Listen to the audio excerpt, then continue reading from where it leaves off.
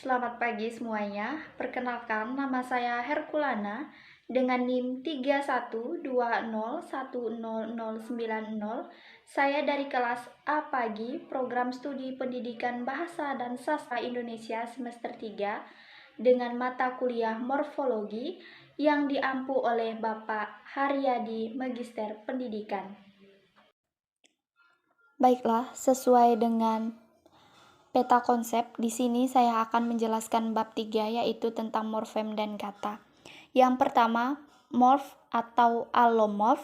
Yang kedua, bentuk tunggal dan bentuk kompleks. Yang ketiga, bentuk dasar atau kata dasar. Yang keempat, bentuk asal atau kata asal. Yang kelima, deret morfologis. Yang keenam, unsur dan unsur langsung. Yang ketujuh, akar kata. Yang kedelapan, nosi dan fungsi afiks. Dan yang kesembilan, pembentukan kata dasar. Langsung pada morfem dan kata. Morfem adalah satuan gramatikal terkecil yang bermakna. Morf, satuan bentuk kebahasaan yang terkecil yang berupa deretan fonem. Wujud konkret atau wujud fonemis dari morfem. Allomorf adalah bentuk varian dari sebuah morfem yang terjadi karena proses fonologis. Contoh morfem. Morfem ber, allomorf ber, be, bel. Contoh pada kata bersepeda, bekerja, belajar. Bentuk tunggal dan bentuk kompleks.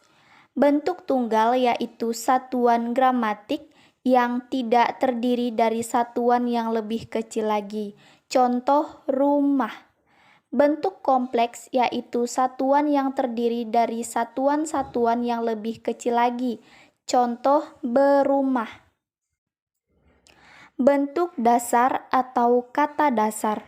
Bentuk dasar adalah satuan baik tunggal maupun kompleks yang menjadi dasar bentukan bagi satuan yang lebih besar. Bentuk dasar dapat berupa bentuk tunggal atau bentuk kompleks. Contoh kata berpakaian, berkesudahan, keberhasilan. Bentuk dasar pakaian, kesudahan, berhasil. Bentuk asal atau kata asal. Bentuk asal atau kata asal adalah bentuk linguistik paling kecil yang menjadi bagian daripada bentuk kompleks. Bentuk asal atau kata asal: adil, jabat, henti. Bentuk dasar: keadilan, jabatan, berhenti. Bentuk kompleks: berkeadilan, berjabatan, diberhentikan. Deret morfologis. Deret morfologis adalah deretan kata-kata yang mempunyai hubungan bentuk dan arti.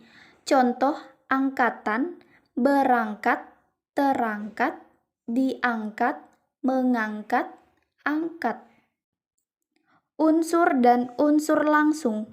Morfem-morfem yang menjadi bagian suatu bentuk yang lebih besar disebut unsur. Unsur langsung, komponen-komponen yang dihasilkan dalam tahap pertama dari analisis konstituen. Kridalaksana 1982 ayat 92. Nosi dan fungsi afiks. Nosi merupakan arti yang timbul sebagai akibat proses morfologis. Contoh, nosi perulangan. Anak pada anak-anak ialah banyak. Nosi pemajemukan. Mata plus hari sama dengan matahari. Penerangan jagat raya fungsi afiks. Sebagai morfem terikat afiks mempunyai fungsi dalam membentuk kata jadian atau bentuk kompleks. Fungsi semantik yang mendukung terbentuknya makna baru sebagai akibat melekatnya suatu afiks pada sebuah morfem. Contoh afiks ber pada kalimat menimbulkan fungsi semantik. Adik berbaju Adik berbaju merah.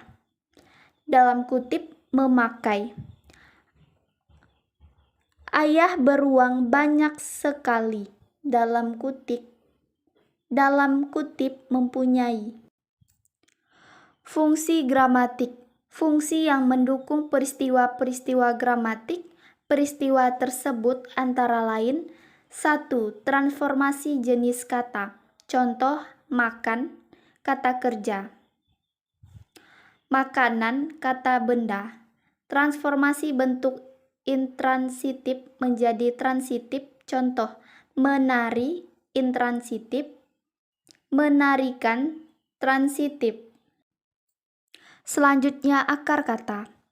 Menurut seorang ahli bahasa berkebangsaan Austria bernama Reinhard Brandstätter, bentuk kata dasar dalam bahasa Indonesia pernah terbentuk suatu unsur yang lebih kecil yang disebut akar kata. Kata-kata dasar itu bukan asli. Contoh, kata-kata bangkit, ungkit, bukit, jungkit berasal dari kata-kata kit yang dapat diartikan meninggi atau menjadikan tinggi. Pembentukan kata dasar. Secara definitif, kata dasar merupakan suatu kata yang utuh, asli, dan belum memperoleh tambahan atau imbuhan apapun. Dalam proses pembentukan kata, kata dasar adalah kata yang menjadi dasar dari bentukan kata yang lebih kompleks. Baiklah, sekian penjelasan tentang morfem dan kata. Saya ucapkan terima kasih. Selamat pagi.